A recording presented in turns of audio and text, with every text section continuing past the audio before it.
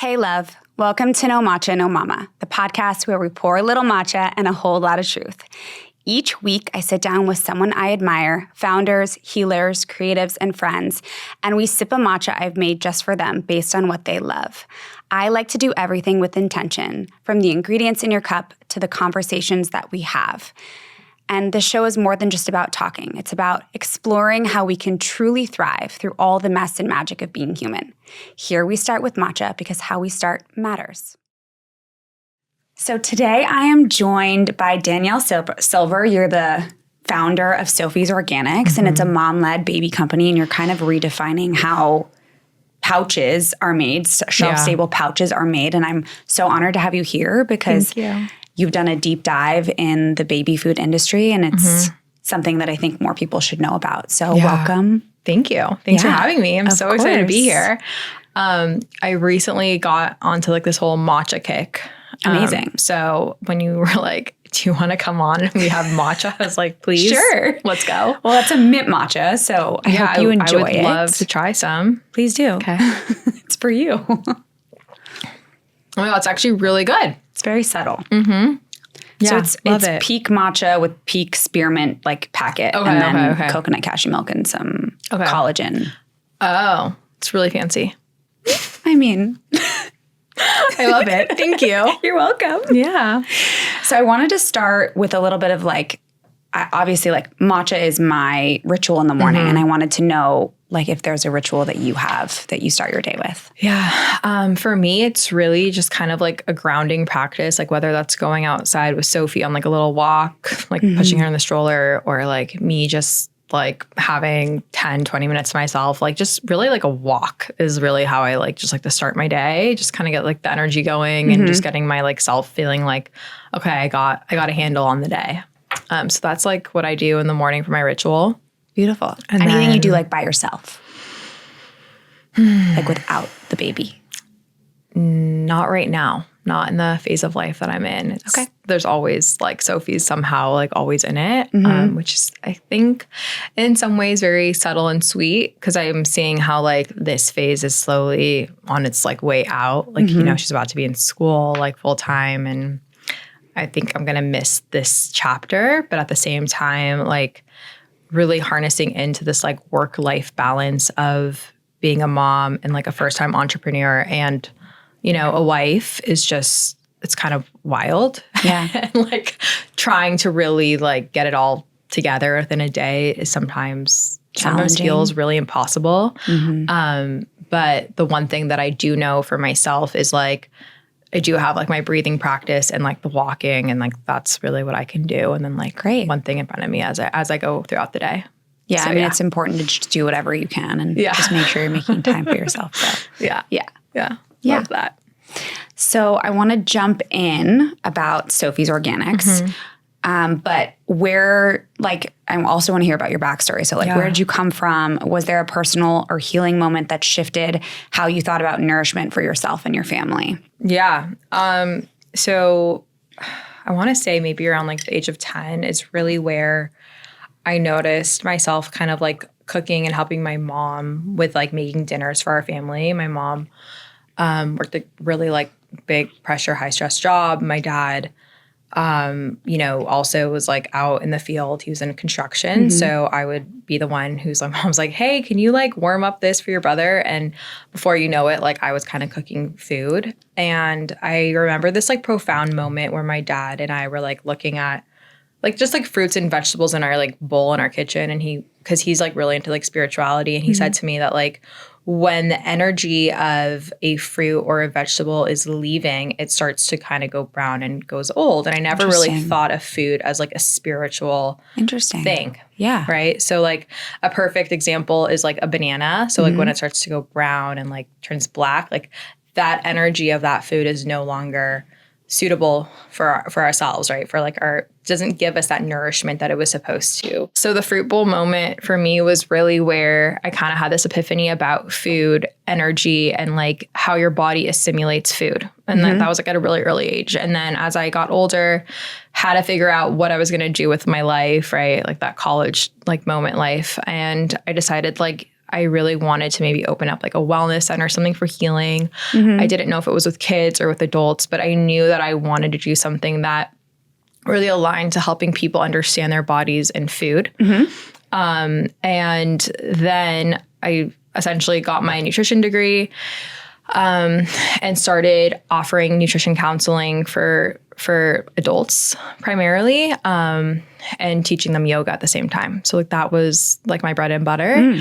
And then I had Soph, and then it was kind of this light bulb moment happened with really understanding like, why do all these pouches in the grocery store kind of have almost this like off taste to me? Like something about them just didn't feel right or sit right with me.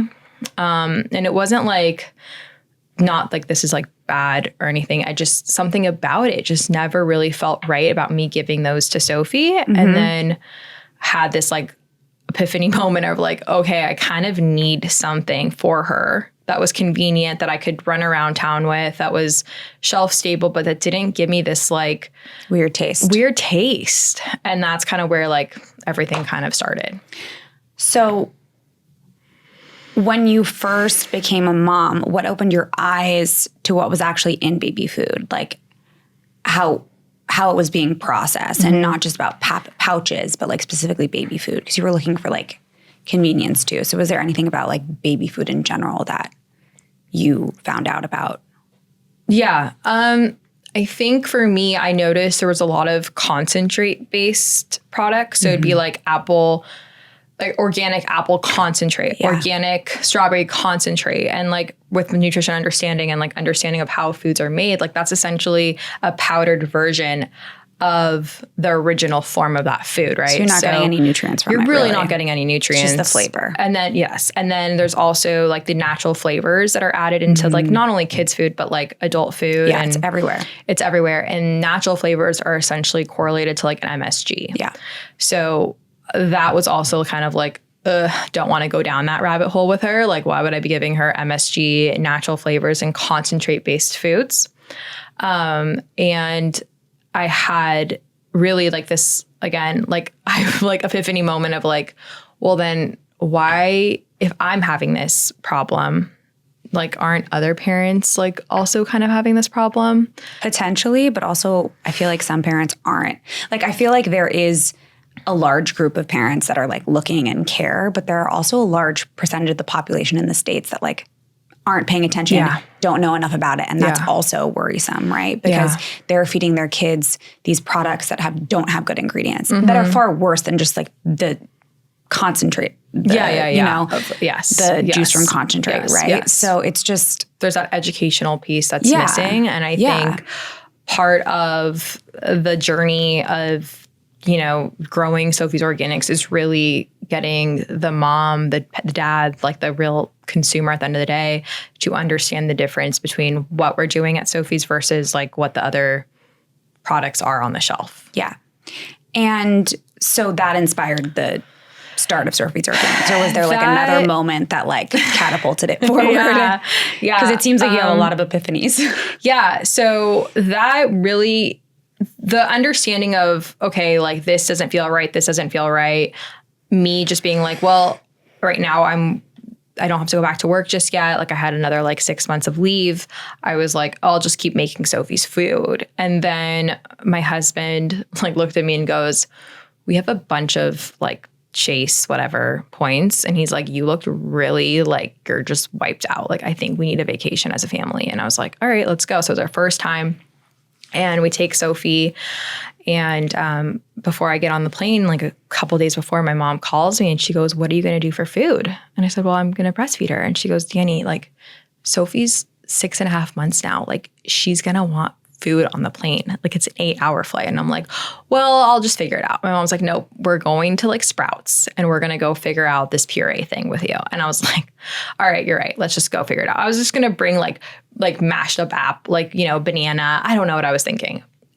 I go with her and we go and we literally go through all the shelf staple options because I wasn't comfortable with taking a refrigerated pouch with me because I knew it was perishable and it only had so much of a timestamp available. And I knew our journey was going to be at least 8 hours on that plane between, driving and all that stuff. Yeah.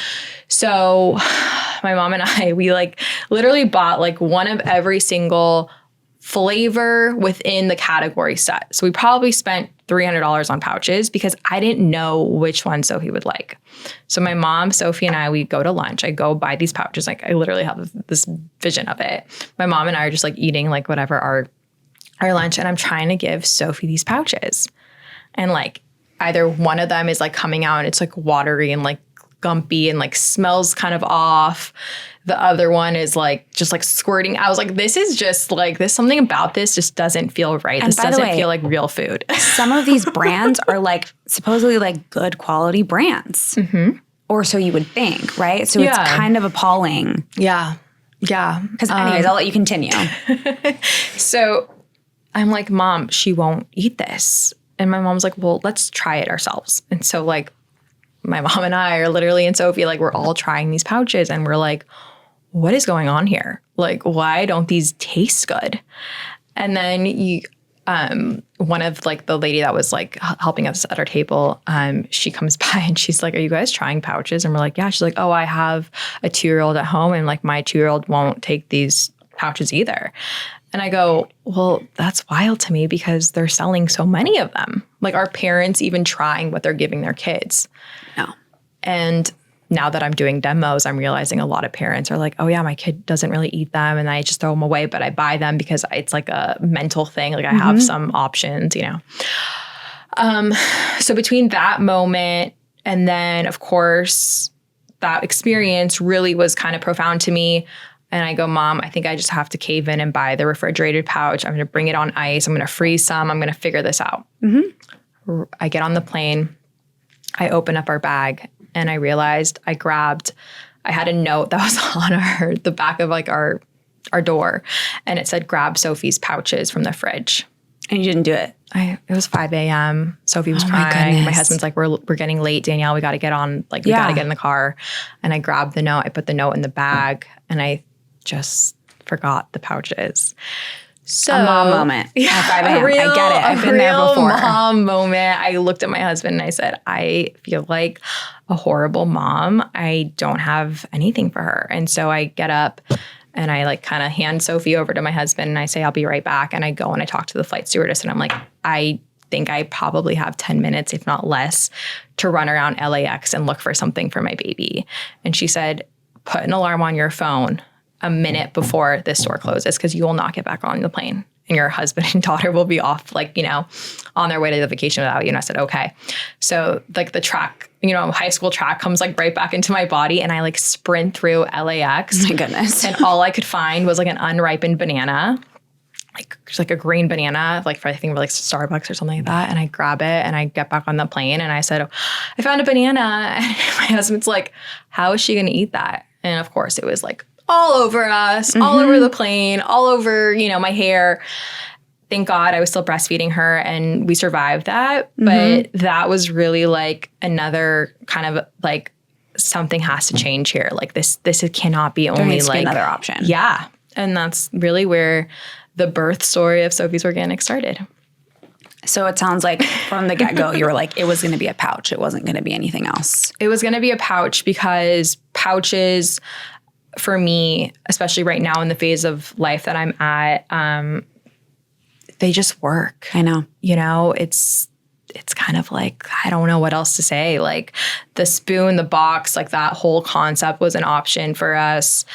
I just didn't think that parents, like, look, one kid is one kid, 2 kids is 5 kids, 3 kids is 10 kids, right? Like that saying. And I think at this place, like the average consumer, the mom who does use the pouches generally has more than one kid. And I don't think that mom has the bandwidth to be feeding her kid from a little box while they're on the go, while their other kid is, jumping up and down off the chairs. Like, it's just, you got to get the pouch, get the other kid maintained, like kind of go about the day, change the diaper, do what you have to do. And I think the pouches just felt like the right fit for me. Yeah. Well, I'm glad you made them. Thank you. It's very exciting to have something Yeah. I brought one for you. Oh, thank you. Yeah. So this is like truly like the hero product for us. It's really a recipe that I essentially made for myself every morning. And what's in it? So it's organic blueberries, bananas, organic barley grass juice powder, which is really healing for our bodies. It's full of antioxidant health. It works just like on really deep nourishment for your body. So this is our pouch that Soph and I just adored and like would eat as our morning rituals. Cute. Yeah, there you go. I'd love for you to try it. Let me know what you think. But yeah, that's really where it all started, was with that recipe. Love it. And how many SKUs do you have? You have 3? We have 3 now. Yeah. Yeah. And what are the core values or standard guides every decision you make with Sophie's Organics? Yeah. Well, first, it really comes down to how is like the farming practice, like how is the food actually being made, right? And like, what is the environment like? What are their steps to becoming like cleaner, better for the environment, better for the world in general? I think part of the greater ethos of the world, it's like farming is really important. Like I think there was a study that showed that we only have like 30 crop rotations left before like we can no longer sustain crops within our earth the way it has been growing. So that's why. Yeah, because of the soil. Yeah, the soil has really just been kind of run down. Depleted. It doesn't have the nutrients that we need. So one of our key initiatives is like working with farmers that do, withhold certain practices, not only just being organic, but also like regenerative and getting steps closer towards those practices. So that's one thing that we look for. Of course, the heavy metal testing. So we ask for the farmers to give us their soil tests first before we even agree to like plant anything for like the crop rotation for the following year. So that's one step. And then once the product is fully grown, we ask for a sample of that. And then again, when it gets to us, we ensure that it meets the requirements. And then we do a final testing, like a microbial testing once the product is completed, just to make sure that like there was no pathogen, something that happened to the product. And then we are in partnership with Clean Label Purity Award. So all of our products are Clean Label Purity awarded, which was really important to me as a consumer and as a mom. That was something that I really looked for when I was shopping the shelves. And so I told my husband, I was like, we got to get this. And he's like, but it's so much money. And I'm like, it's important to the moms, you know? So. Well, you're a mom, so you would know. I would know. So can you walk us through how your pouches are made, from the process itself to what you wanted to do differently from the start, and how that compares to the way that most shelf-stable pouches are processed and preserved? Yeah. So with Sophie's, we have the most unique processing method within the shelf-stable category within America. So that being said, our pouches, we heat our purees for 10 to 20 seconds. We cool them down so that they're room temperature. And then we obviously like temperature test, and then we fill them in. That is really innovative in this space, right? Where traditional pouches that live on the shelf are heated to 300 degrees. So they'll heat the purees up to 300 degrees, and then they put them into plastic immediately, and then they hold it for sometimes 10, 20, if it's like a meat puree, sometimes 15 minutes at a time. They'll keep heating it up. Yeah. It's like, it basically sits in this like canister. And then once it hits a certain heat requirement, because it's essentially killing off the bacteria within the pouch, but then it's also killing the bacteria off within the actual purees, right? And then they'll put it in like an ice bath. Then that goes through a like fanning system. So like there's fans that just kind of like blow off the water, and then they get dried off and they put them in a box and they end up on your shelf. So that's the other option that we're not. Like that's the retort process. That's also like a hot fill process, I believe, is kind of done in that same capacity. So with Sophie's, like we would never get behind that. No, of course not. Yeah. And so are most of, I'm guessing like all of the shelf-stable pouches out there use retort processing? From what I understand, yes, because I pretty much contacted every single co-manufacturer for pouches in America. And that was really the only option that was given to me, was like, you got to do this. You got to have 1 million in volume. And I was like, like, thank you so much. But how am I supposed to get like 1 million pouches made? Like, I'm just starting. And then B, like, this doesn't feel right to me as a mom. Like, I would, like, the perfect example is like if I invited you over to have like chicken soup or something, and like I served it to you in a Ziploc bag, you would probably be like, what are you doing? Yeah. Like, am I supposed to leave now? This is gross. Like, are you giving this to me to go? Yeah. I don't want this. I don't like plastic. So yeah.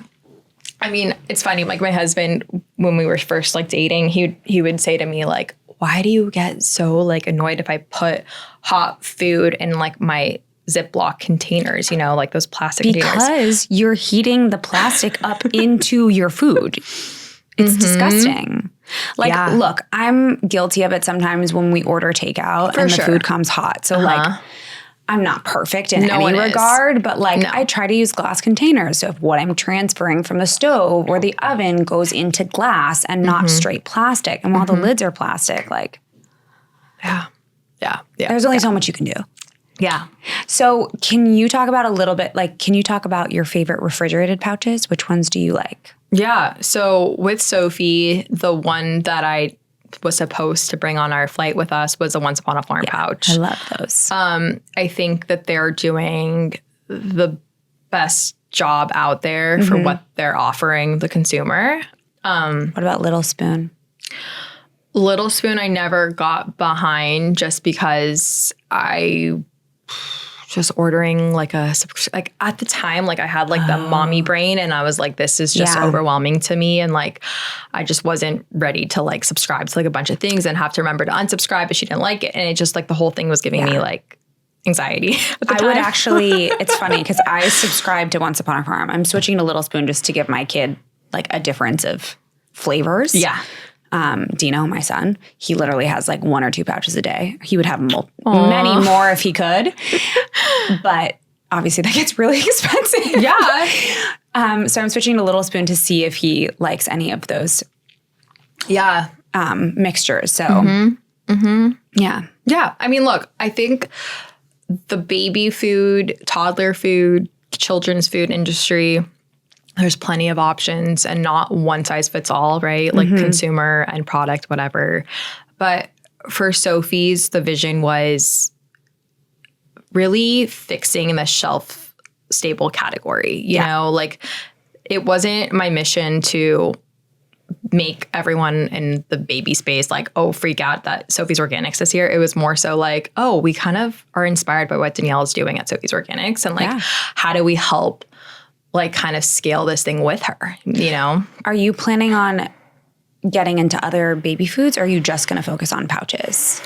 Right now, I'd like to kind of evolve our shelf stable category, right? Like to more SKUs so that like when you are shopping the shelf space and you're like, oh, well, my baby's allergic to bananas, doesn't really like squash, but I know they love strawberries. Like I want to make sure we have that strawberry pouch for you and your little one.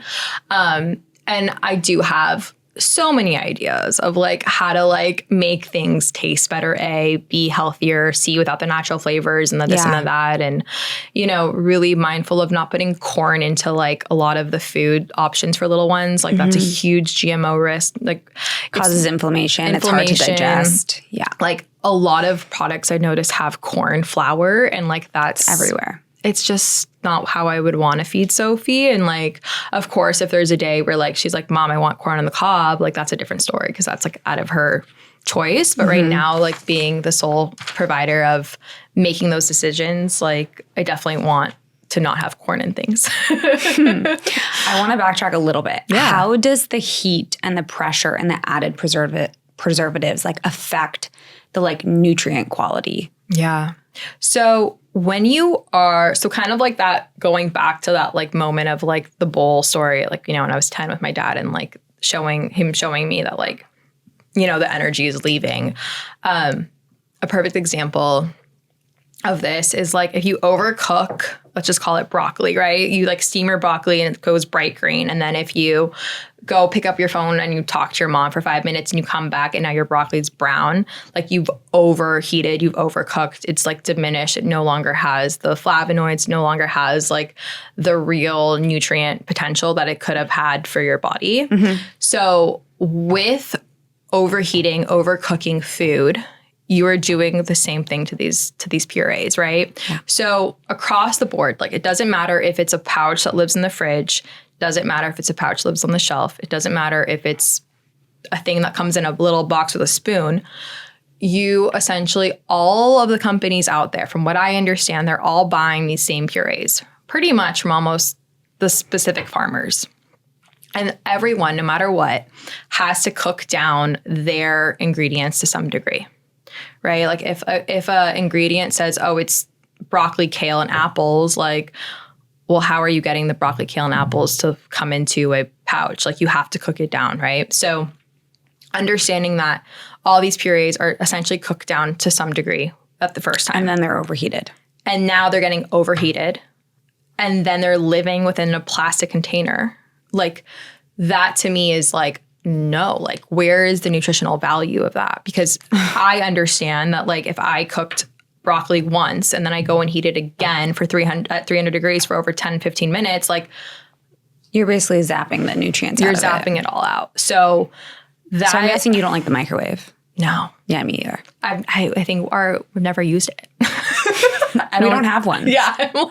My husband refuses, and now I literally haven't used one. And I mean, I've used one, but not for myself. Yeah. Or my kids. I think the real, exciting component for me as like a first-time founder and like really, like this whole Sophie's Organics was a concept in my mind, and I didn't really know if people were going to get behind it. I didn't really know if parents really cared, and I took a risk. I asked my husband to like help me fund this, and I was like, let's just see what happens. We took our savings, we, dived in, we did it. And I said, like, if we can sell out of these 2 pallets that we have to make per requirement from our co-packer, if we sell out, then that's like a sign from God that he wants me to keep going. My husband said, You okay. sold out. I sold out. And I was just like, oh God, like we're in it now. You're doing it. This is happening. And then you added another flavor.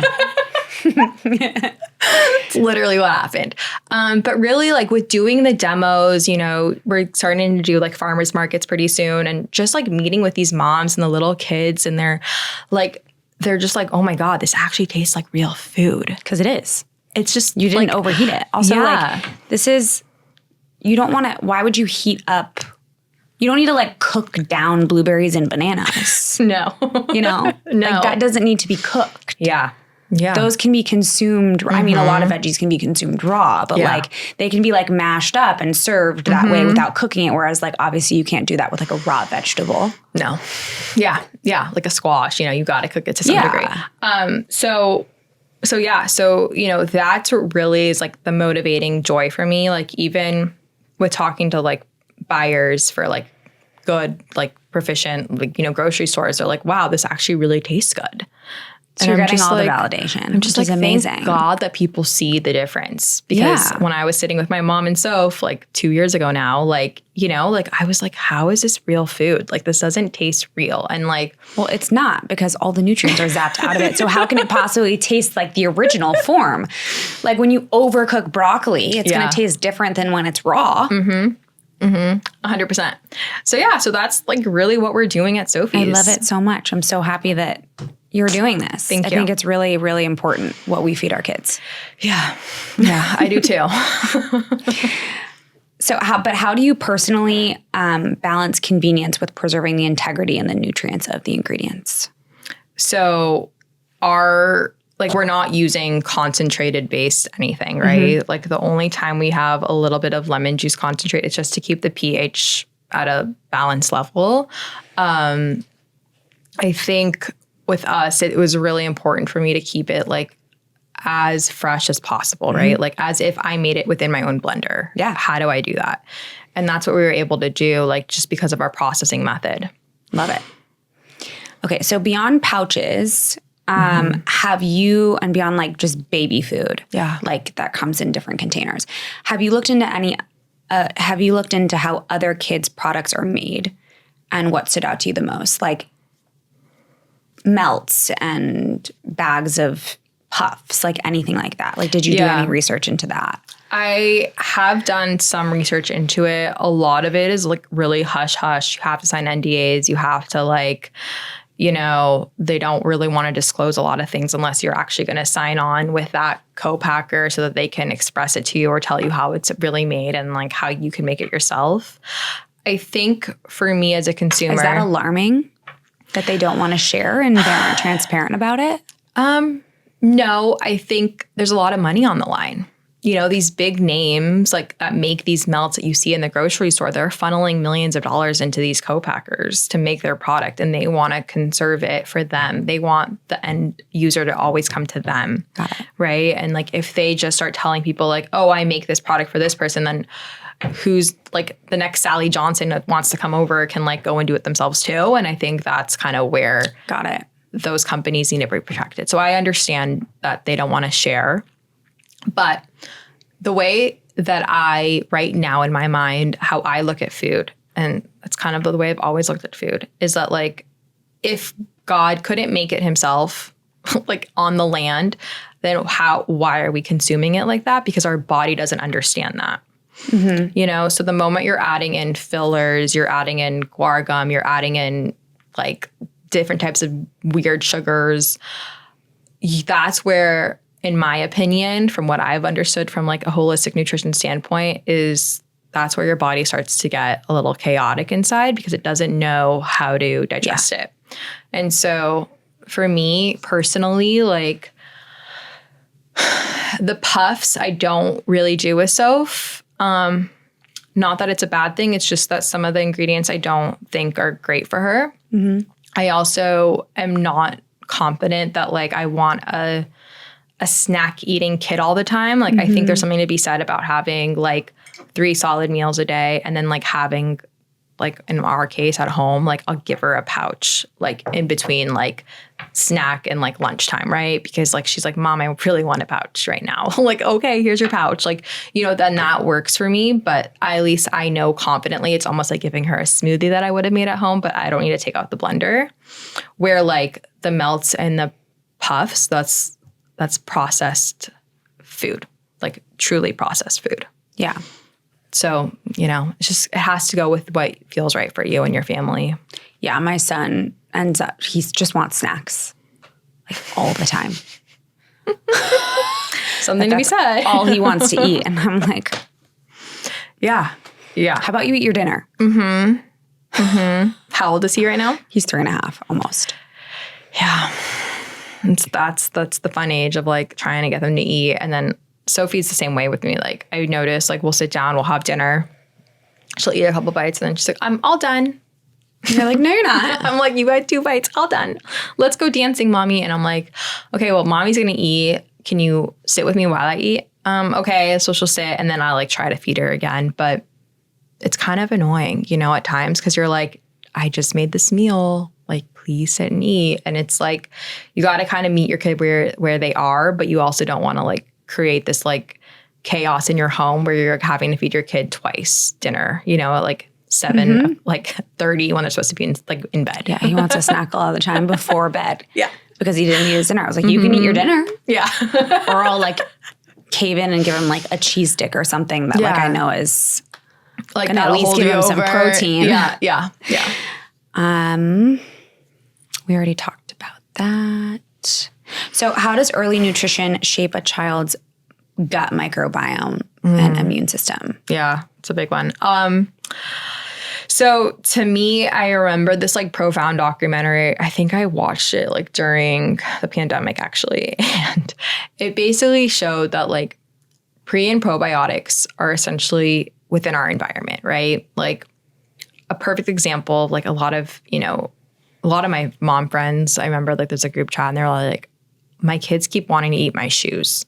And I'm like, yeah, they want to eat everything. Like they want to put everything in their mouth. Mm-hmm. And the reason is because they're actually getting pre and postbiotics from the environment. Like there's something to be said about like, you know, when you do give like a child a vaginal birth, they're like, you know, getting all your microbiome.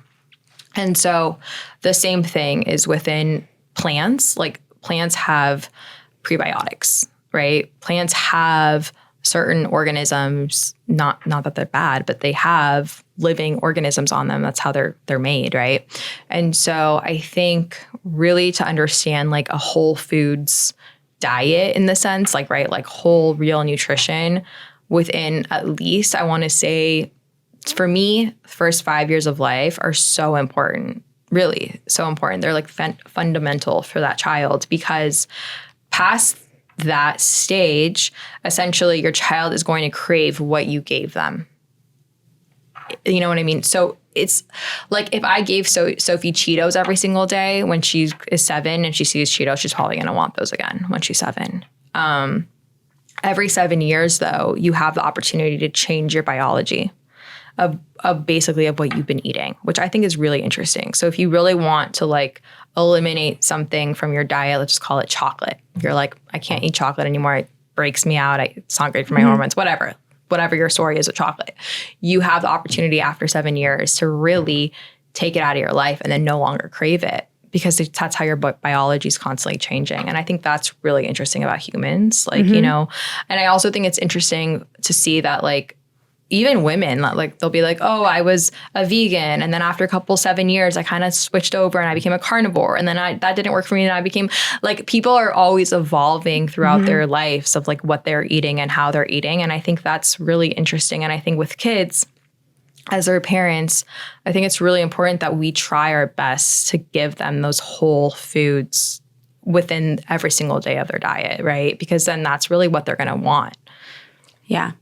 I agree. I think feeding them, I still give my kids snacks because like, listen, you have to. It's survival. It's survival of the fittest at this point. Hopefully, I'm actually trying to be a little bit better with the snacking, and like sometimes in the morning he like asks for a snack when he first wakes up, and I was like, why don't you just eat your eggs instead? Just like eat your. Some of it could be habit. Yeah, some of it can definitely be habit for sure. Some of it could be like, you know what? We only have one snack a day now. Like, choose your snack. Not that you want to put like parameters around food so much, but more so just like making it right for you and your family, I think is really important. You know, I think within the kids space, my intention of Sophie's Organics was never to not allow a parent to also provide their kids with like a warm meal, right? Like I don't want people to be like, oh, I'm just going to give them a pouch and then not make them dinner. Like I don't think that that's who we are and what our category is, right? But I think there is some sense of joy of like making your kids food. And Sophie's is really just that product that is there for you. Like when you are finishing up a soccer practice, you know, with your little one and you're like, oh my God, my kid is hungry and it's 45 minutes till I get to home and make them lunch, grab the pouch, like save them from being hangry. Like that's where I think we come in for your day. For sure. Yeah, for sure.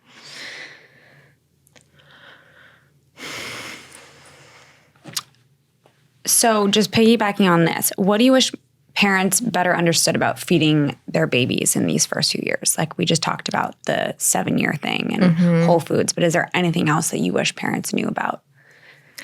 I think feeding their kids? Not being afraid to feed your kid, I think is really important. I think that with feeding, and like a perfect example of this is like I took Sophie to the zoo, I think it was like last week, and we saw this like really cute like mom, dad, and baby like kangaroo. And they were all just like eating grass, you know? And I was like showing Sophie, I'm like, that's the baby, that's the mommy. You know, we were looking at the kangaroos together and they were just kind of eating and they were peaceful and they were calm. And I was trying to say, Sophie, like when we eat, we should be calm and peaceful and like try to enjoy what we're eating, right? And she goes, yeah, mommy. And like, I think that's really what food is about, right? It's part nourishment, but it's also about being connected to your child and like bringing this energy of like, this is sacred for us and our family right now. Like this is meal time, or this is fun. Like we're going to go and have a pouch together. Like Sophie and I have pouches together, and like we'll go to the park. And like, you know, it's like you make rituals out of your day. And I think that's really important with feeding, because then it becomes this like almost like the sacred time for you and your family, and you're not afraid of like, oh my God, I have to make dinner again tonight. Like, you know, just allowing it to be this like sacred, peaceful thing for you and your family, I think is really important. And then that translates into like them actually enjoying their food. Yeah. So that's what I think personally, like, especially with a first time mom, like I was in those shoes, and like that fear around like, well, can I feed my kid this? I'm like, just start in small amounts, right? And then just slowly build up, and let your intuition guide you with it. I think that's really important. Yeah, I agree. Intuition is everything when being a mom and parenting and just doing all those things. Because we get so much information from all these different sources about like what parenting method and how to do this and how to do that. And you kind of have to like what feels good for you in that moment. 100%. And follow your gut, because what works for one kid isn't going to work for another one because they're very different. Yeah. Personalities, like the whole thing. Everything. Yeah. What are some of your favorite go-to meals and snacks for Sophie? Obviously, other than the pouch. Okay. So we are really into just like cut up kiwis and mangoes right now, and some dragon fruit. Yeah. Just trying like different fruits with her has always been fun. We're really into like pesto pasta. Oh. Pesto pasta. Yum. Trying to think. We make little homemade like chicken nuggets, but like in my version of them, which is kind of fun. She loves those. I don't know. I try to not like overthink it with her, because she's not that she's simple. She's definitely very opinionated. Like we actually at one point had 4 SKU options, and the 4th one was called a harvest bowl, which I still want to bring back. But Sophie was like, no, mama, no, I don't want this one. And what I was was like, in it? It had quinoa, sweet potato, squash, and apple. But the quinoa and the sweet potato, something about it, like trying to find the like lowest heavy metal count, to the sweet potato, it like just didn't taste right to me and weren't to her. And so I had to make that game day decision, like we're going to not produce this one. Well, you could do like another version of it and like remove maybe the quinoa or the sweet potato. I think I'm going to remove the sweet potato and maybe like add in some kale or something. Add in a green veggie. Yeah. But that's another wild thing. It's like the Wild West out there trying to find a green veggie that's heavy metal approved for like the percentages that we want. It's like really hard to find. And it's really sad. Like it's really upsetting. I'm like, this is kind of wild. Like I think honestly, there should be as many requirements for food that adults eat, right? And even elderly people eat, because you're 100%. Seeing like Alzheimer's risks and this and Parkinson's and like that is all stemming from what we're eating. Yeah. In the non-organic food and the processed, in the ultra processed foods, right? Because there's processed food and then there's ultra processed food. Like there are some snacks that are definitely better than others. Yeah, for sure. But it's in your diet. It's in sugar. It's in all these additives. It's very upsetting. Yeah. I mean, it's interesting. It's like we are like as a society, we're hyper focused on what we give our kids. But then at like, I want to say that like around the age of 7, 8 is where I notice a lot of consumers kind of like say, I give up with what my kids want to eat. And that's kind of wild. It should always matter. For some people, it doesn't. And it should also matter for you. Like you should be be caring about what you're putting in your body too, not just what you put in your kid's body. Because you should want to be around longer for your kids. You want to live a longer life. I mean, this is one of the things that kind of makes me, I understand the marketing play behind it. I understand why a lot of, just call it big companies do this, and they put, a XYZ character on the box of their ingredients or whatever it is. And it's really like a double marketing standard, right? Like they're assuming your kid is with you when you grocery shop. They're going to see, let's just call it Elmo on a product. And they're going to want Mommy, I want Elmo. But like, really, it's not, you're not buying Elmo. You're not eating Elmo. Like that's not possible. Like you're marketing. eating, and like, I feel like that shouldn't be allowed in food. Like, I wish there was a way to like one day change that, because I think it's really unfair to parents. They get stuck in this almost I like need a to buy this pigeonhole. for my kid My because kid is she having a wants it right now. tantrum. Or in the grocery store, the lady down the aisle is staring at me, she wants food, and I'm saying no to her having food. Like, that just sounds horrible.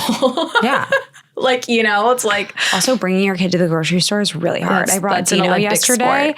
and he literally just wanted everything off the shelf. I'm like, I'm literally not buying this. I'm not buying that. I'm not buying that. I do would the just same like thing. put it back. I'm like, no, we're not buying this. Like, I'm sorry. It's an Olympic sport. It's actually an Olympic sport. You're like, okay, like put this all. I say, Sophie, put it at the bottom of the cart. That's what I do. And then when I get to the register, I say, everything on the bottom of this cart is not coming on with us. And I just like whisper that to the person, like, okay. And they just like Put it off to the I side. can't fight on every single ingredient that she like picks. And sometimes she does pick like good things. And I'm like, okay, that's fair. But like, it's because it's right at her level. Right. She's not Like, picking it because she knows. Like, there's no way for her to know that.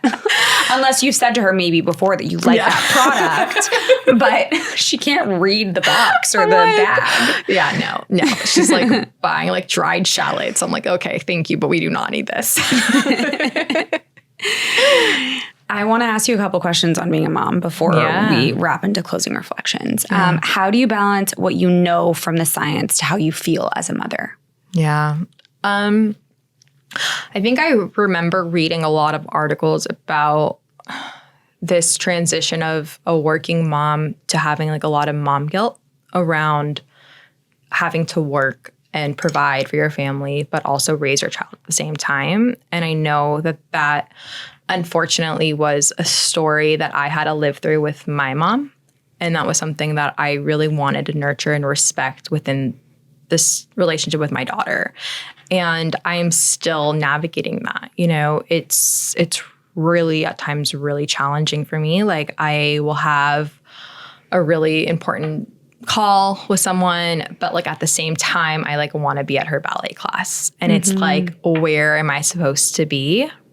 And is there somewhere in the middle that I can meet it? And so, you know, like with going to therapy and trying to figure that out for myself, it's like, okay, well, maybe I don't, unless I absolutely have to be at a meeting at this time specifically, like I'm going to try everything in my power to not book at least 30 minutes so I can maybe go to her class for 30 minutes and then like sprint into my car and like go to my desk and like meet for that meeting, right? But like it's really about trying to balance that for myself right now. And it's really hard.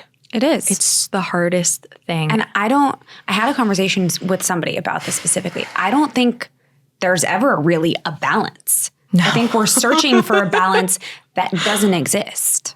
Yeah. Like, it's at the end of the day, it's about feeling good about your decisions, because you're not ever going to feel like your life is balanced, because there's always going to be things that are pulling you in different directions, and you're not going to know which path to choose or which option. And you kind of just have to like make the decision that makes you feel the best in that moment. Or like find harmony. Like it was harmony for her. Yeah. Yeah. Not balance. I love that, harmony. I mean, yeah, I'm all about like rituals. I probably take that because of my yoga practice. And so the ritual that Sophie and I have at night now is like, we have a little dance party, which I think is like, I love that. It's fun. We have like our little fairy wands, and it's like 10 minutes, and she gets to pick whatever song she wants. We have a little playlist and she picks them out, and we'll dance around the house for like 10 minutes. And like she's laughing, I'm laughing. Like we try to like get my husband to dance. He doesn't dance. He's usually doing the dishes. Like, you know, that's kind of been our ritual. But at least I feel like I'm having this playful time with her, and that it has been nourishing me back, because it's making me not feel as like sad or guilty about doing what I'm doing. Yeah. But at the same token, like I try taking Sophie with me to like as many things as possible with work, right? Like I think I mean, her name is on it. So. It is Sophie's Organics. It's her company. It basically is her company, and I'm her assistant. So I swear she has sold the product into some stores within LA because she was with me and she was Absolutely. pouchy, mommy, you should pouchy. 100% bring her to more of those meetings. Yeah. So, I mean, look, that's what She's we've gonna been help you doing. sell it.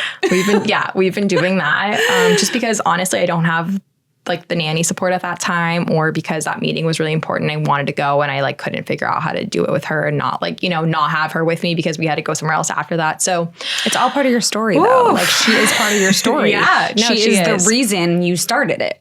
Yeah. So yeah. And, the hope is that like she'll grow up and she'll be like, oh, my mommy started this and with my daddy and, they did really it together. Proud of you. And, yeah, that's what I'm praying to God. Or she'll be like, Mom, why did you put me all over social media? And I don't want my name on your pouches. Well, let's hope she doesn't pray think it's not that one. But at some point she might say that to you when she's angry, but she probably won't mean it. Yeah. I'll be like, Sophie, it was kind of your idea. Like you needed these. Okay, so before we wrap, I wanted to leave you with a couple reflections, and this will be about like you. Okay, I love that. If you could go back, what's one thing that you would tell your younger self? Kind of like hold the faith that it does get better. Just keep going.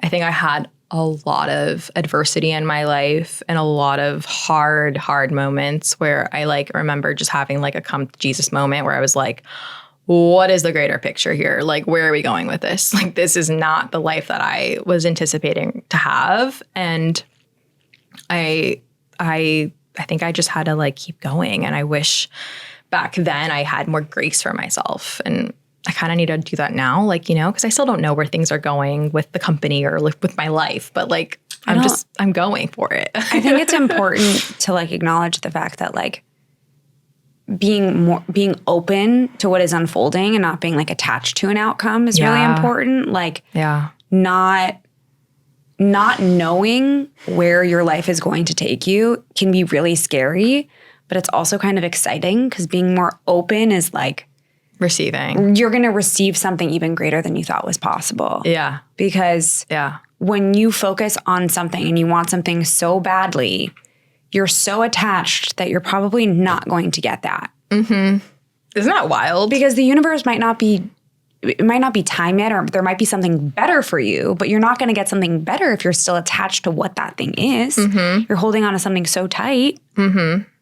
So, yeah. It's like, put your prayers out there, trust, and then release. Yeah. And then like keep going and do the best thing in front of you and just like keep doing it. And I think that's like a pretty like spiritual way to think about things. But like when I was like in high school, whatever, going into college, it was so like to the textbook, like what is your career? Like, where are you going to school? Like, what were your grades? Like, this is like, it's textbook. Like, and I wasn't a textbook person. I was very much like, had this job, had that job, like did this, went to that school, like got things done, like just like kind of like go-getter mentality. And when things kind of come back, you're like, wait, what did I just do? Like, what is happening here? No, So we're not set up. We don't grow up. I didn't grow up in that way. Yeah. Being spiritual or learning anything about this, right? Yeah. Like this comes later on in life. So like we can pass this on to our kids that they have a better understanding of like what life has to offer. Yeah. And like what being open. Yeah. Open to that receive, is. Open arms, open heart. There's like this path of like school, get a degree, start working. But like, what about if their path is supposed to be something different? Mm-hmm. Yeah. And like holding space for that. Yeah. Because not everyone is the same, just like everyone's not the same on their feeding journey, So yeah, it's all correlated. Mm-hmm. It is. And then looking ahead, is there something you're doing now that you hope your future self thanks you for? Yeah. I think I'm doing a lot more of like heart opening work for myself. Like, like being a lot just kinder to myself when like things don't necessarily go your way, like at the first time. Mm-hmm. And like, I think I'm pretty optimistic that like I'll thank myself for being kind to myself during this time, because I do know a lot of friends who are founders that are really hard on themselves. Like, oh, I didn't, hit this Y over Y number this year. My CAC is at this and my investor doesn't want me to, like, it can get pretty Wild West out there in that sense, but like holding space for like things are going to unfold as they do. And I just have to like be patient with it. And I think that's going to be my greatest gift because I'm harnessing more into that energy and that element. Yeah. So yeah, I think just holding the faith. That's really amazing because being kind to yourself and self-talk. Yeah. Oh my God. Is your best so friend. important. Like if you are saying negative things to yourself and just thinking negative about yourself, like you're going to attract the negative things or the outcomes that you don't want. Yeah. But the more positive you are about yourself and the more just like kind you are to yourself, like that affects the trajectory of what's going to happen in your life. Mm-hmm. Yeah, 100%. And because what you put out there is what you receive back. 1,000,000%. That's exactly what it is. And I think that we need to be teaching our kids that, you know? Yes. And doing it ourselves all the time. Yes. It's a practice. It's really a practice because it is really easy to be hard on yourself, you know? And we all fall into that trap, right? Like I'm sure there are days where you're very hard on yourself and we're our own worst critics about everything, right? Like I don't really like to watch myself. I don't. So it's like, because I'm my own worst critic, right? Yeah. And so, but I have to like move through that and get more comfortable with it and be like, you know what? I did a good job. Yeah. And own it. And own that, right? Instead of being like, oh, I could have done this differently or, oh, I could have done that differently or, oh, I don't like the way that this came out, right? Like that's all negative talk. Yeah. Yeah. It's like retraining that monkey in your brain. Yeah. Yeah. To be more positive about everything. And then, but our kids will also see that we're doing that. And hopefully eventually they'll like start to reflect that back. Yeah. Because they mimic everything that we do. It's not just wild? like telling them to do something, right? Yeah. It's literally. You have to watch yourself. Yeah. Like, and that's, I think, the wild part about starting this like journey of founding a company at the same time, raising a kid at the same time, like showing up for yourself. It's like, which hat do you wear at what time? But like, it's actually like all correlated, you know, it's like how you show up for one thing is you show up for everything else. And but knowing that like, it's not, you don't need to fake it. It's like who you are and how you show up through all those things is just in your energy. It's who you are as a person. So it works. For sure. Yeah. Well, I'm going to end with a little prayer, and it's kind of similar to what I've already said, but it's may we carry what we need, release what we don't, and stay open to the magic that is still unfolding. Thank you for sipping your matcha and sharing your heart with me today. Thank you. I love that. It's a beautiful prayer. Thank you. Aw, thank you so much. Yeah. Thanks for listening to No Matcha, No Mama. If you loved the episode, share with a friend, leave a review, or come say hi on Instagram. My handle is @Dina De Laurentiis. If you would love to connect with my beautiful guest, Danielle Silver, you can find Sophie's Organics at Sophie's Organics on Instagram. And remember, thriving takes intention. See you next time.